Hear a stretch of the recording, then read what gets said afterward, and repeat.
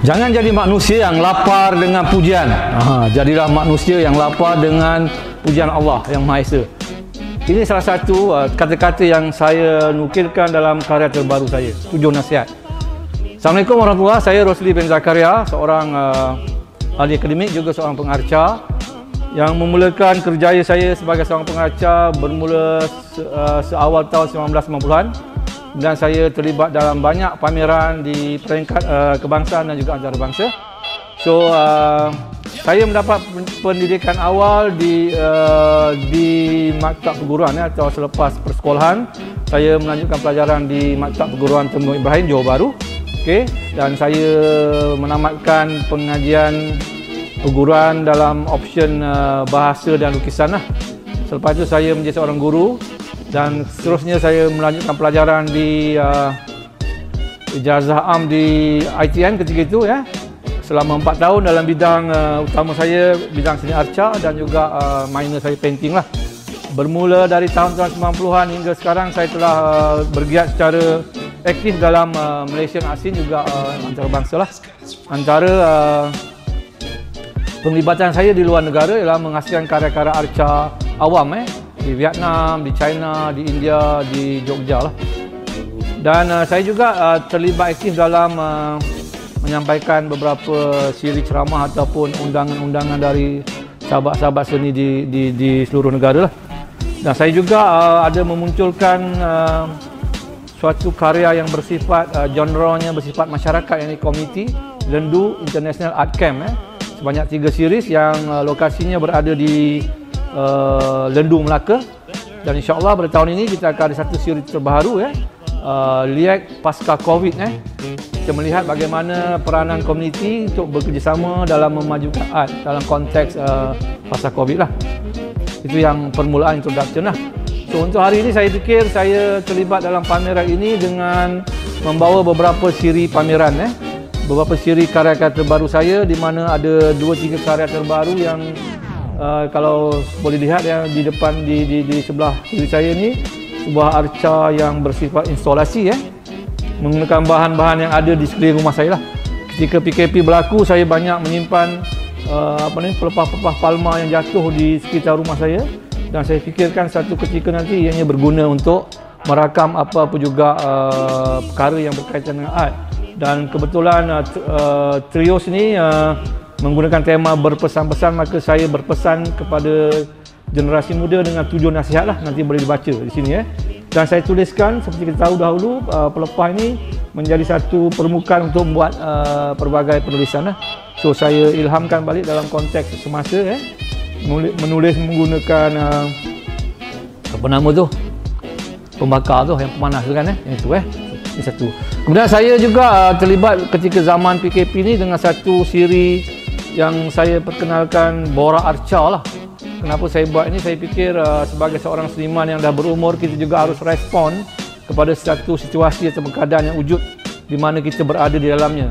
Maka PKP yang pertama, PKP yang kedua, saya cuba melihat kerangka di luar kebiasaan saya, di mana saya menggunakan satu medium ruang maya, bukan ruang sebenar untuk mempamerkan karya. Okey, arca-arca tersebut saya cuba pamerkan di ruang fizikal di sekeliling rumah saya lah. Rumah saya itu ada satu ruang, maka saya menyusun 10 arca Corona Series tadi dalam konteks fizikalnya di ruang terbuka, tetapi konteksnya adalah maya. Untuk melihat tu menggunakan saluran FB Live lah. So the important is yang saya nak bawakan, saya menghasilkan karya dalam konteks galeri sebab arca itu bersifat table sculpture yang ukurannya kecil-kecil. Tetapi bila saya pamerkan tu, saya mengambil konsep environment lah. Saya mempamer di luar galeri. So di situ satu perkara yang berlaku ialah konteks galeri tidak berlaku lah. Okay, dia menjadi satu konteks di luar galeri yang bersifat sementara. Pameran 1 hari di luar, dibiarkan sesiapa nak melihat. Jiran-jiran saya datang melihat dari jauh lah, tak boleh masuk rumah, PKP kan. So this is satu yang memberi saya satu lanjutan pemikiran. Selepas itu saya cuba bermain dengan ruang maya yang saya fikir audiensnya lebih ramai jika dibandingkan ruang fizikal kan. Macam ni mungkin boleh muat 30 orang, tapi maya mungkin 30,000 orang begitu. Jadi saya lanjutkan itu kepada siri seterusnya yang saya panggil Borak Arca lah. Borak Arca ni merupakan satu platform di mana saya cuba mewawarkan, cuba melestarikan dunia seni arca Malaysia, di mana saya cuba memanggil beberapa tokoh yang terlibat secara langsung dengan arca ini sendiri, penghasilnya, pengarcanya, juga kolektor-kolektornya, juga ekosistem lain yang terlibat dalam seni arca seperti galeri juga, kolektor, dan juga tokoh-tokoh yang terlibat dalam dunia seni rupa dan dunia seni sastra. So lebih kurang 30 siri saya buat borak arca itu. Kemudian saya orang rajin kononnya lanjutkan kepada siri borak arca Zaz. Borak arca Zaz ini satu siri di mana saya keluar. Ketika saya menjalankan program borak arca dalam studio saya itu, saya dapati ada beberapa tokoh-tokoh yang tak dapat muncul disebabkan gangguan internet di kediaman mereka lah. Raja Sariman contohnya, tidak ada akses yang baik, Tengku Sabri dan beberapa orang lah. Maka saya terfikir, why not kalau saya membawa studio saya keluar. Kebetulan ketika itu PKP telah berada level PKPB dan PKPP lah begitu.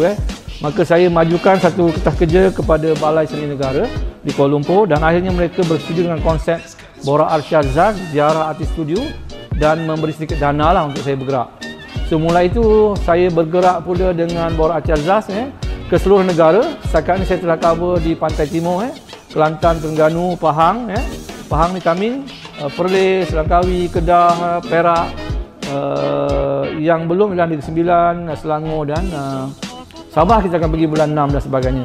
So saya fikir ini satu perkara yang saya lakukan respon kepada pandemik COVID-19 itu.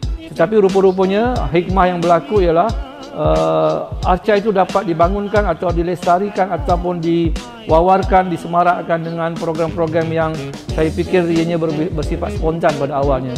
Tapi kali ini saya fikir program borak arca itu menjadi satu karya saya yang terbaru lah. Untuk 2021 8 hari bulan, begitu kan? 8 hari bulan ni saya akan ada borak arca di sini, maknanya itu salah satu karya terbaru saya lagi lah. So itu serba sedikit tentang perkembangan saya dari awal PKP sampai sekarang.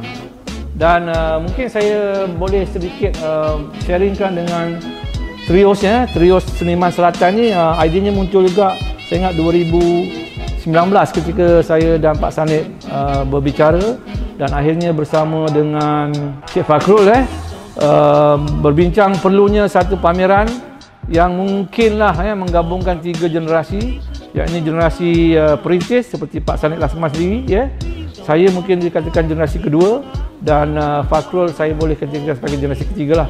So hari ini di dalam galeri ini kita melihat hampir ada saya fikir 50-60 karya yang berada dalam galeri ini, yang mana mengandungi karya-karya yang terdahulu oleh pengkarya masing-masing dan juga yang terkini. Saya sendiri mempamerkan lebih kurang 14 karya yang mengandungi 1, 2, 3, 5 karya terbaru min 2020-2021 lah. Dan sahabat-sahabat saya Cik Fakrul pun sama, dan kalau Cik Sanit pun sama. Kalau kita lihat dengan tema berpesan-pesan ini, saya fikir inilah satu kaedah bagaimana seorang seniman ataupun artis berperanan dalam masyarakat lah. Di mana saya fikir karya itu bukan berlaku dalam konteks kekosongan semata-mata. Dia ada form and content seperti yang kita tahu tu. Maka saya fikir pengisian berpesan-pesan ini ialah karya-karya yang mempunyai makna tersirat di sebaliknya yang perlu kita terokai lah. Mungkin juga kadang-kadang sebagai seorang artis atau seorang seniman kita cuba membawa sesuatu idea, namun begitu pemahaman ataupun apresiasi seseorang penghayat mungkin berlainan daripada seorang artisnya. Ini tidak jadi masalah lah, malahan ianya memperkayakanlah kita punya pemahaman tentang art di Malaysia ini. So untuk pameran ini juga saya fikir nanti khalayak akan dapat melihat kepelbagaian bahan, kepelbagaian kaedah, kepelbagaian teknik yang kita hasilkan. Kita ada 2 dimensi melibatkan catatan, printmaking dan drawing saya fikir, dan kita ada juga karya-karya 3 dimensi yang secara 360 darjah dan juga karya-karya yang bersifat assemblage lah seperti yang ada di dinding galeri ini lah. So saya fikir pameran trios ini merupakan satu saya fikirkan macam satu benchmark lah untuk artis-artis di negeri Johor, kerana kita cuba membawa Yayasan Warisan Johor cuba membawa 3 artis ini yang boleh menjadi indikator kepada artis-artis muda lah, melihat perkembangan dari semasa ke semasa. So saya amat berharap pameran Trios ini dapat memberi sedikit impak khususnya kepada negeri Johor, kepada pembangunan budaya, sastra dan seni rupa di negeri Johor. Dan saya juga berharap dengan kepaduan kerjasama dari Yayasan Lulusan Johor, ya, semua karya-karya ini dapat ditonton secara maya mungkin melalui rakam ini, ya, atau juga kalau dah ada kebenaran terbuka, mungkin audiens boleh datang melihatlah. So saya fikir itu saja untuk petang ni lah. Terima kasih. Assalamualaikum warahmatullahi wabarakatuh.